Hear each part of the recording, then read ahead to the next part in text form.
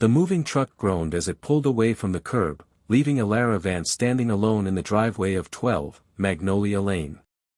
The house was a modest, two-story colonial with a freshly painted white facade and a small, neat lawn, perfectly pleasant, perfectly anonymous. It was exactly what she wanted. She took a deep breath, the scent of freshly cut grass and blooming jasmine filling her lungs.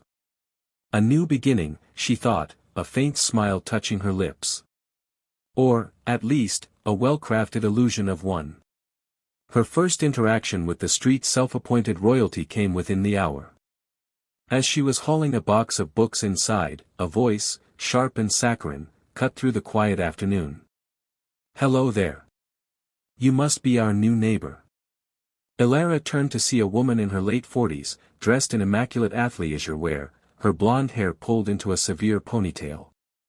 She was flanked by two other women, one holding a small, beautifully wrapped basket, the other looking on with an expression of detached curiosity. "I'm Cassandra Thornwood," the leader said, extending a manicured hand. "From number 18. This is Brenda, and this is Patricia. We're the Magnolia Lane Welcome Committee." "Elara Vance," Elara said, shaking the offered hand. Her own hands were dusted with cardboard dust, a stark contrast to Cassandra's flawless gel manicure. "It's nice to meet you. Thank you for the welcome." "Our pleasure," Cassandra chirped, her eyes doing a rapid, appraising scan of Elara, her simple jeans, her loose t-shirt, the lack of any visible jewelry. "We just wanted to pop by and give you this." Brenda handed over the basket, filled with gourmet teas, artisan crackers, and a jar of local honey. "And to give you a little orientation." "Orientation?" Elara asked, feigning polite interest. "Oh, yes," Patricia chimed in, her voice softer but with an undercurrent of gossipy eagerness. "We like to keep a certain standard on Magnolia Lane. The HOA is quite active." "The HOA?" Elara prompted. "The Magnolia Lane Preservation Society," Cassandra corrected, with a tone that suggested the distinction was vital. "I'm the current president. We have a few simple rules to protect everyone's property values. Lawn must be mowed weekly, no visible trash cans except on collection day, approved paint colors for exteriors, that sort of thing. The bylaws are in the basket." Elara nodded. "I'll be sure to review them."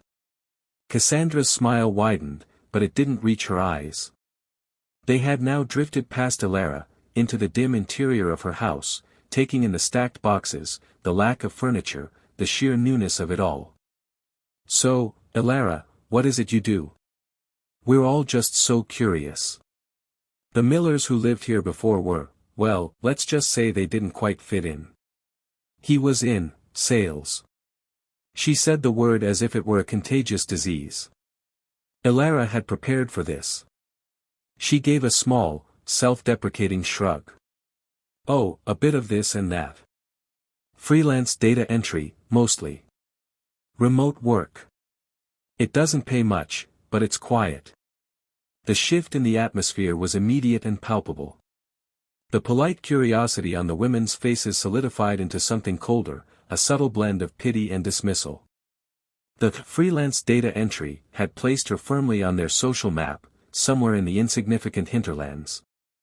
"I see," Cassandra said, her voice losing its saccharine edge. "Well, we do hope you'll make an effort to integrate, Elara. We have a block party next month. It's a very important social event. The Fletchers from number 7 didn't attend last year, and it made things awkward. The unspoken threat hung in the air.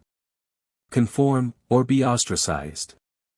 "I'll do my best," Elara said, her smile never wavering. After a few more moments of strained pleasantries, the welcome committee retreated, their whispers already beginning before they had even reached the sidewalk. Elara closed the door, leaning against it for a moment. She looked down at the welcome basket, a symbol of conditional acceptance. She carried it to the kitchen, unpacking the contents with deliberate care. Beneath the fancy teas and crackers, she found the binder of HOA bylaws. It was thick, filled with rules and regulations and subclauses. She flicked through it, a slow, knowing smile spreading across her face. She recognized the legal firm that had drafted it. She recognized the specific, almost predatory language of the fine print clauses. She walked over to her laptop, the only modern device in a sea of unpacked, modest belongings. She opened it, typed in a password, and a single, unmarked folder appeared on the desktop. Inside were digital copies of deeds, trust funds, and corporate holding structures. One file was titled ML Holdings LLC.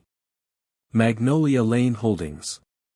Elara Vance, the freelance data entry clerk, didn't just own the house at number 12. She owned the land it sat on. She owned the land every house on Magnolia Lane sat on.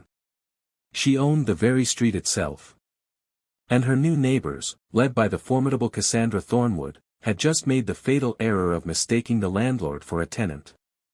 The first month passed quietly. Elara kept to herself. She tended her small garden, worked on her laptop on the porch, and waved politely whenever a neighbor passed by. The waves were rarely returned with any warmth. She was the quiet one, the data entry girl, a non-entity in the carefully curated social ecosystem of Magnolia Lane. The first shot across her bow arrived not as a confrontation, but as a crisp, formal letter slid into her mailbox. Official notice of violation, Magnolia Lane Preservation Society. Dear Ms. Vance. It has been brought to the attention of the board that your property at 12, Magnolia Lane is in violation of Bylaw 4, Section C, Lawn and Garden Aesthetics. Specifically, the presence of common dandelions, Taraxacum officinale, in the front lawn is deemed unsightly and detrimental to the uniform aesthetic of the community. You have 72 hours to remediate this violation. Failure to comply will result in a fine of $100, with subsequent fines of $50 per day until the issue is resolved. Sincerely. Cassandra Thornwood, President, MLPS. Elara read the letter on her porch, a faint, dry smile on her face.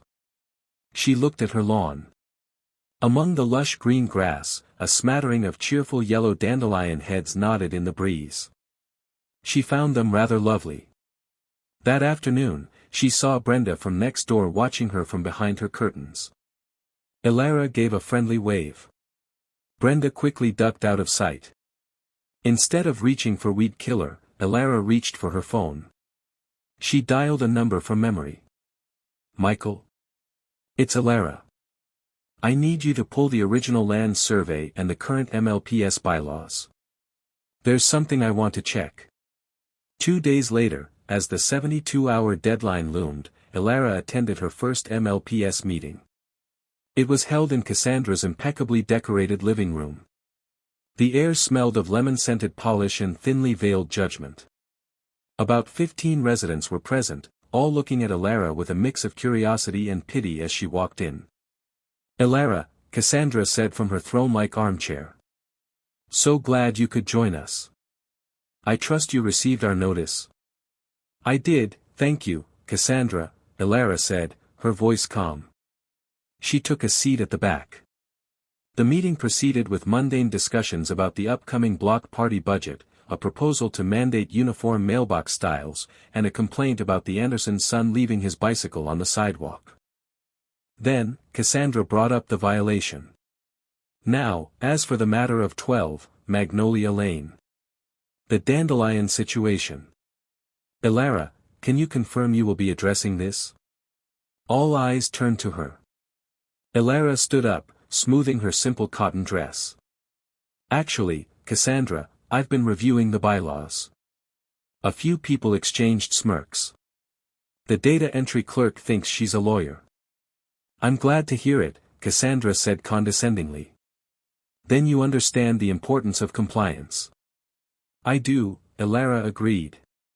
But I was particularly interested in Bylaw 1, Section A, the jurisdictional scope. It states that the Society's authority extends to all properties within the Magnolia Lane subdivision, as defined by the original plat map filed with the county. Cassandra's smile was tight. That's correct. I had a question about that plat map, Elara continued, her tone innocent. You see, when I was doing some data entry for the county archives last year, I came across an interesting addendum to the original land grant for this area. It seems there's a 12-foot wide easement along the entire northern side of the street, which includes the first 6 feet of what everyone considers their front lawns.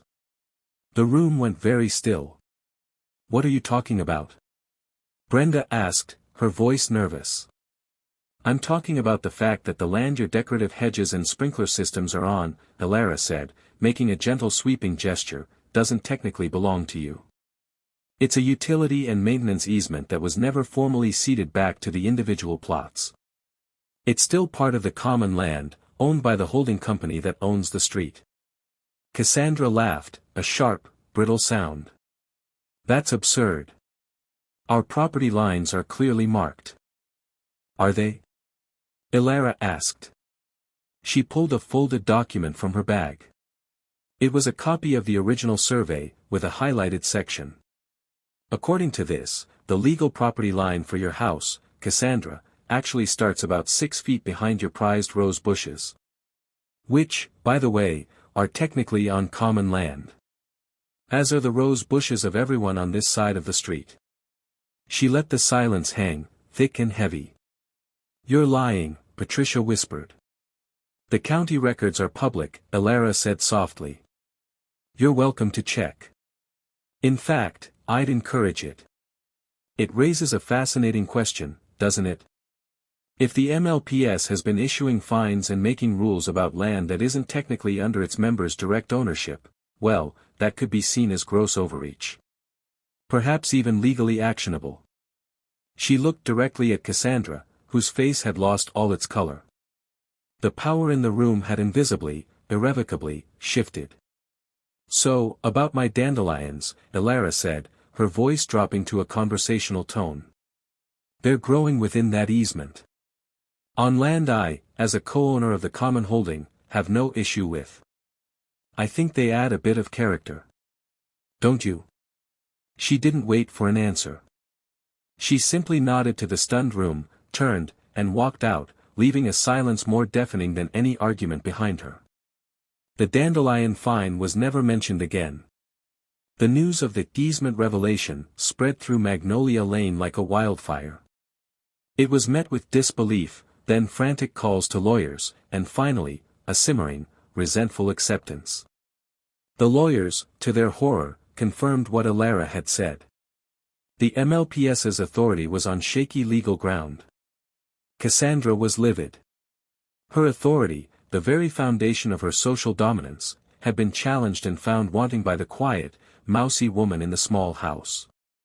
The incident was brushed under the rug publicly, but privately, the war was on. The annual Magnolia Lane block party was Cassandra's masterpiece, her chance to showcase her perfect life on a perfect street. This year, it was also her battlefield. She would reassert her dominance through sheer social force. The street was closed off. Long tables draped in white linen groaned with catered food. Children squealed, running through sprinklers. A local jazz trio played under a large canopy. It was a picture of suburban bliss, but Elara could feel the undercurrents. The polite smiles directed at her were strained, the conversation stopping as she approached. She had come out of a sense of obligation, dressed in a simple sundress, holding a modest plate of food she'd brought, a homemade pasta salad. Cassandra, resplendent in a designer linen outfit, held court at the center of it all. Elara. You came. Cassandra called out, her voice dripping with false warmth. And you brought something. How thoughtful. She made a show of taking the bowl and placing it at the very end of the table, far from the elegant canapes and carved roast beef. Elara simply smiled and found a quiet spot at the periphery to sit and observe. The confrontation came later, orchestrated by Cassandra. Her husband, Grant Thornwood, a large, blustery man with a reddening complexion and a fondness for gin and tonics, ambled over to Elara. He was Cassandra's blunt instrument. So, you're the one causing all the fuss, he said, his voice a low growl, leaning over her. The smell of alcohol was potent. "I'm not sure what you mean, Grant," Elara said, keeping her voice even. "The land nonsense. Scared the wives half to death. Cost me a fortune in legal fees for nothing." He puffed out his chest. "A street needs rules. It needs leadership. Not data entry clerks playing lawyer." "I was just clarifying the legal facts," Elara replied, taking a sip of her lemonade. "The fact is, you don't fit in here," Grant said, his voice rising, drawing glances from nearby partygoers. "You don't have the right pedigree. This is a street for people who've made it. Not for people just scraping by in a little house." Elara's gaze remained steady. "My house suits me just fine." "It's a hovel compared to ours," Grant sneered, gesturing with his glass, sloshing gin onto the pavement. "You should be grateful Cassandra even lets you sit at this table. Instead, you're causing trouble." "Well, I won't have it. You understand me? I won't have some little nobody disrupting my wife's peace." His face was close to hers now, his breath hot and unpleasant.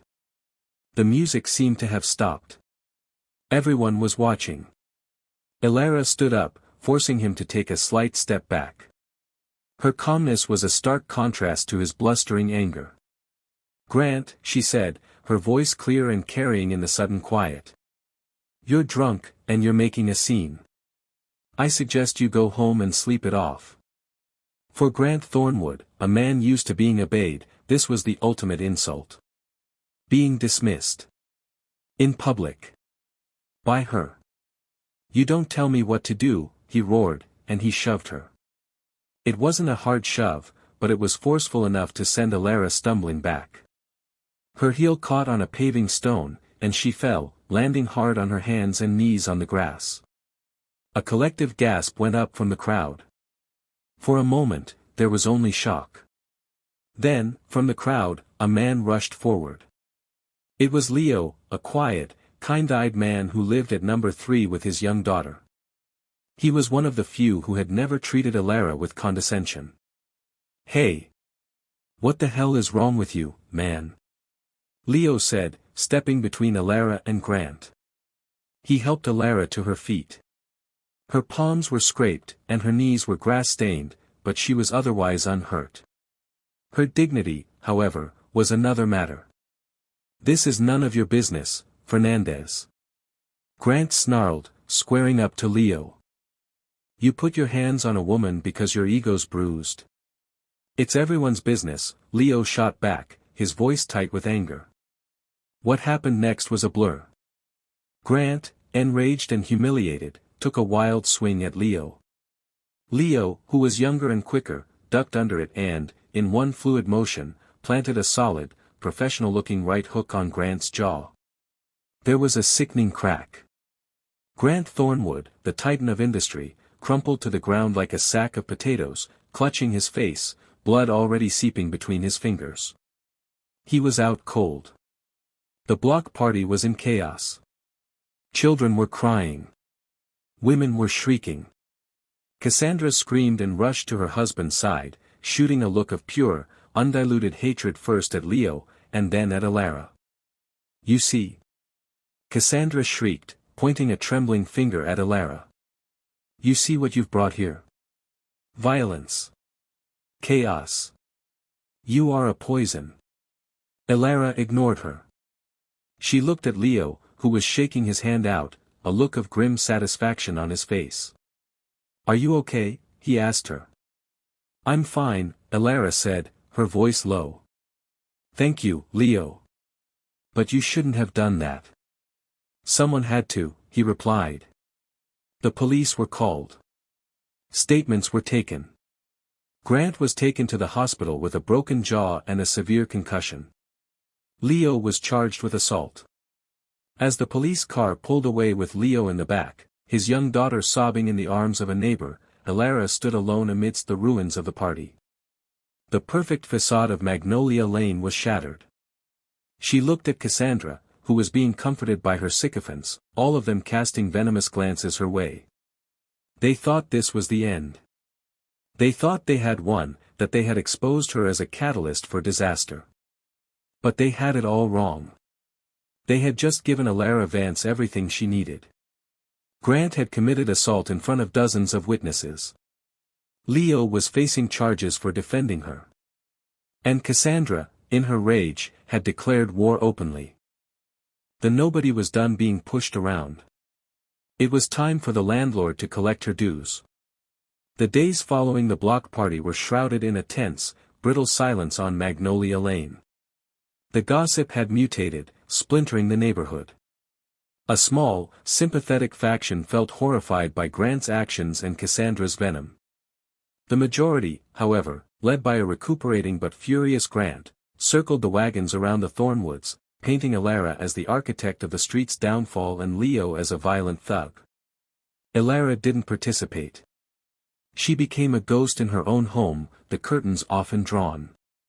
The neighbors assumed she was hiding in shame. They were wrong. She was working. Leo, preliminary hearing was in a week. The charge was misdemeanor assault. For a man with a clean record, a single father, it was a terrifying prospect. Elara visited him the day after his release on bail. He looked tired, the knuckles of his right hand still bruised and swollen. "I shouldn't have lost my temper," he said, his voice heavy with regret. "My daughter, she's scared."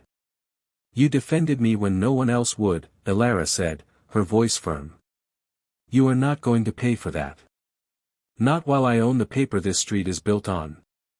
Leo looked at her, confusion warring with hope. "What can you do? There were dozens of witnesses." "He shoved you, but I'm the one who hit him." "The shove is the key," Elara said, a glint in her eye.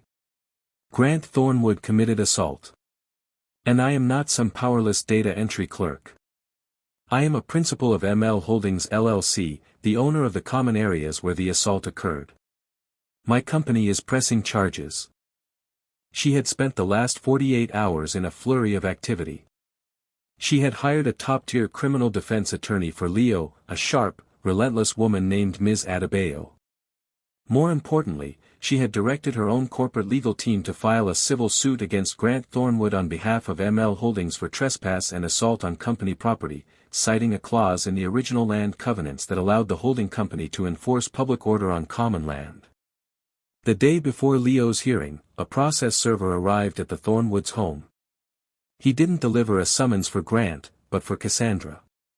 She opened the elegant linen envelope, her face a mask of confusion that quickly morphed into horror. It was a formal notice from ML Holdings LLC.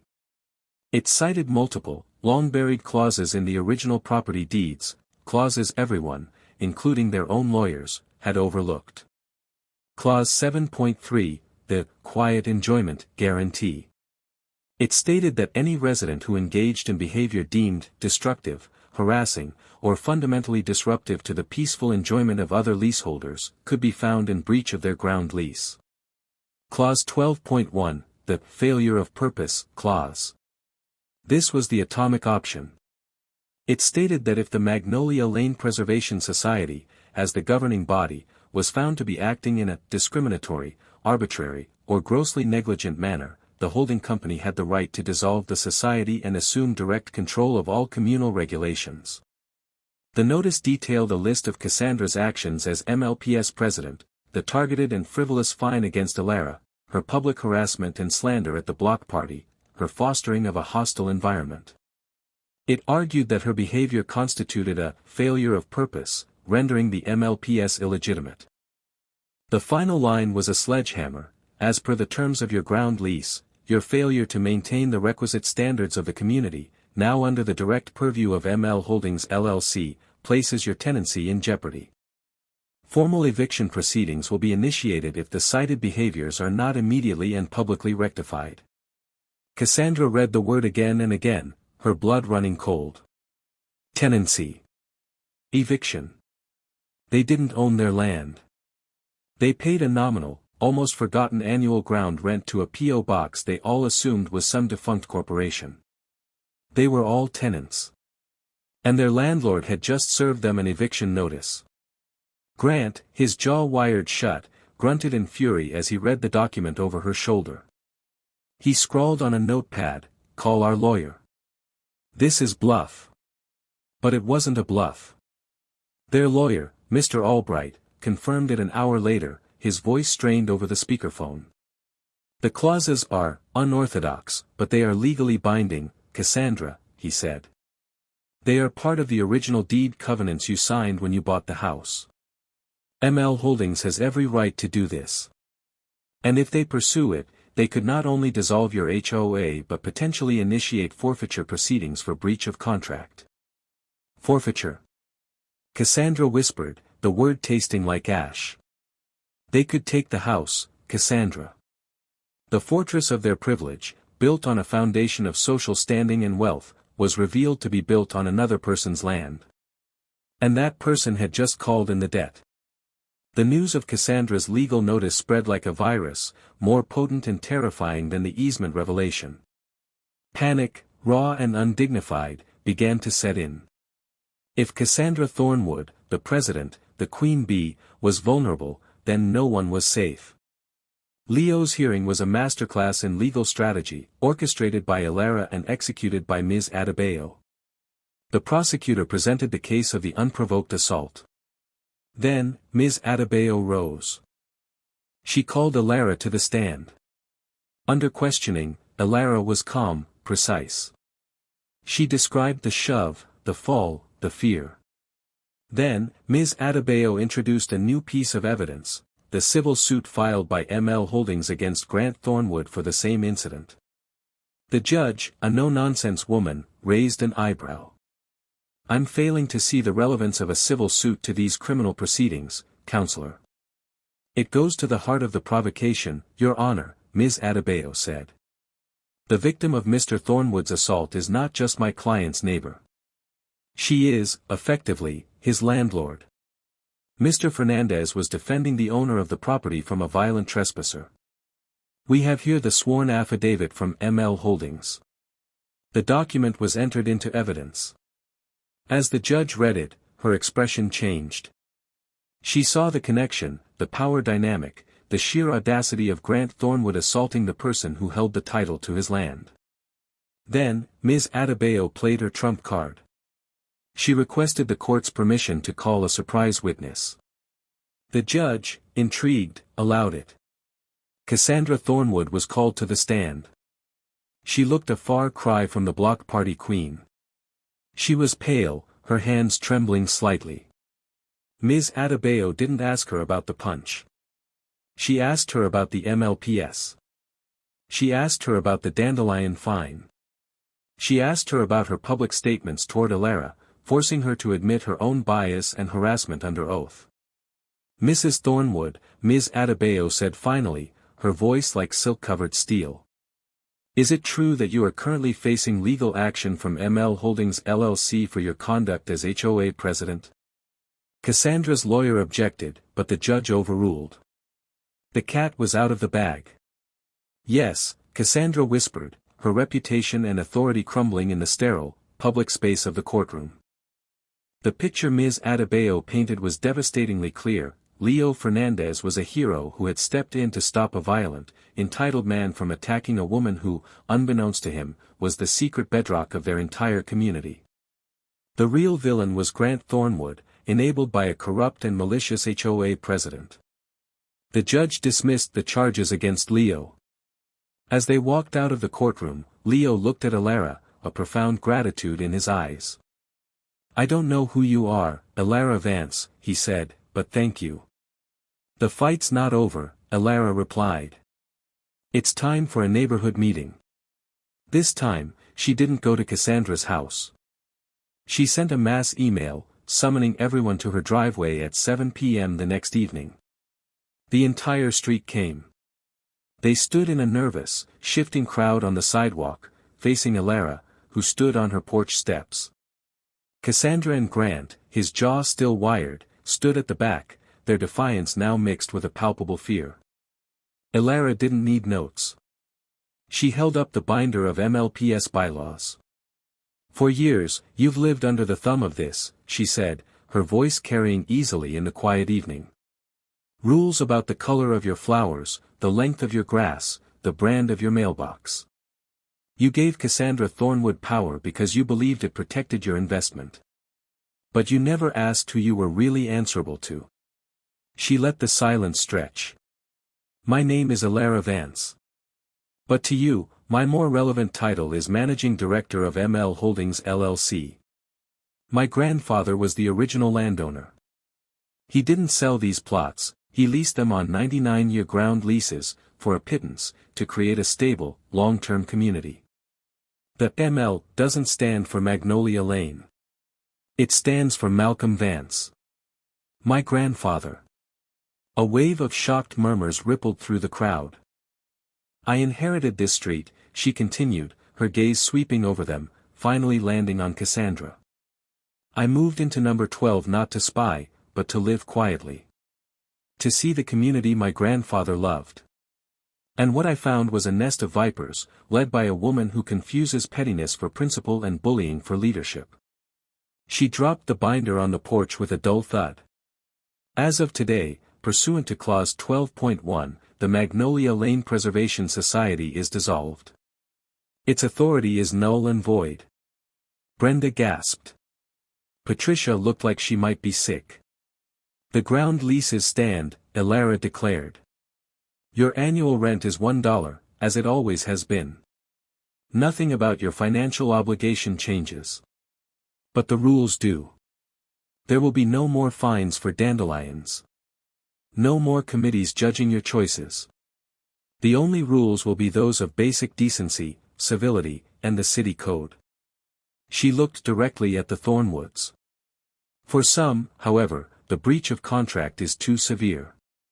Grant and Cassandra Thornwood, your harassment and assault on a representative of ML Holdings, and your gross negligence as president of the dissolved MLPS, constitute a fundamental breach of your lease agreement.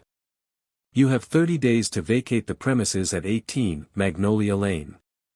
The silence was absolute. You could have heard a pin drop. They were actually being evicted. From their own mansion. Cassandra made a small, choked sound. Grant took a menacing step forward, but the look in Elara's eyes, cold, absolute, and brimming with legal authority, stopped him dead.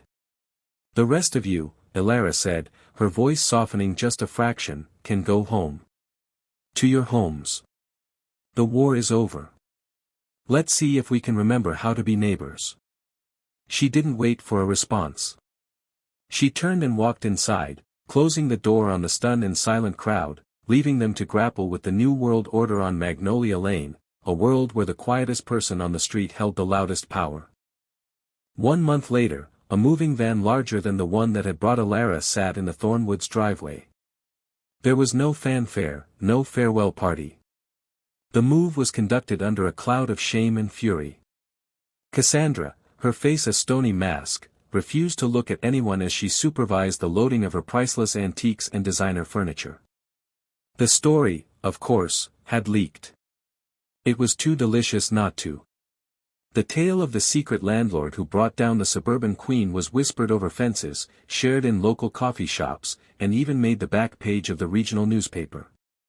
Elara Vance became a local legend, a folk hero for anyone who had ever been bullied by an HOA. The day the Thornwoods finally drove away, a for sale sign was planted in the perfect lawn of number 18. It was a beautiful house, but it carried the stench of scandal. It would sit on the market for a long, long time. Life on Magnolia Lane slowly began to change. The constant, low-grade anxiety of a violation notice vanished. People painted their doors brighter colors. Someone installed a whimsical gnome in their garden. Children's toys were left on lawns overnight without fear of retribution. Elara remained in her modest house. She was no longer an outcast, but she wasn't trying to be the new Cassandra. She was just Elara. She waved to her neighbors, and they waved back, their smiles now genuine. She helped Leo's daughter plant a vegetable garden in their backyard. One evening, Leo brought over a bottle of wine. They sat on her porch, watching the fireflies dance over the lawns. "You know," he said, "you could have moved into the big house." Number 18. It's yours, after all. Elara shook her head, sipping her wine. This was never about getting a bigger house, Leo. It was about having a home. A real one. Not a stage for someone else's performance. So, what now? He asked. You're the queen of the street. What's your first royal decree? She laughed, a warm, genuine sound he realized he'd never heard before. No decrees. Just, peace and quiet. Maybe a community barbecue next month. No bylaws, just potato salad. He smiled. I think I can get behind that. They sat in a comfortable silence, the sounds of a normal, peaceful street drifting around them. The revenge was complete, not with a bang, but with the simple, profound sound of a neighborhood breathing a sigh of relief. Elara looked down the street, at the houses, the lawns, the families. Her grandfather's legacy wasn't the land or the power it represented. It was the idea of a community. An idea that had been corrupted, and that she had, quietly and decisively, reclaimed. She didn't just own the deeds to the street. She had given it back its soul. And for Elara Vance, the woman everyone had mistaken for a nobody, that was the only victory that truly mattered. Thanks for watching. Click the subscribe button below to subscribe to our channel. Beyond All Stories, for more fascinating, interesting, suspenseful and emotional stories.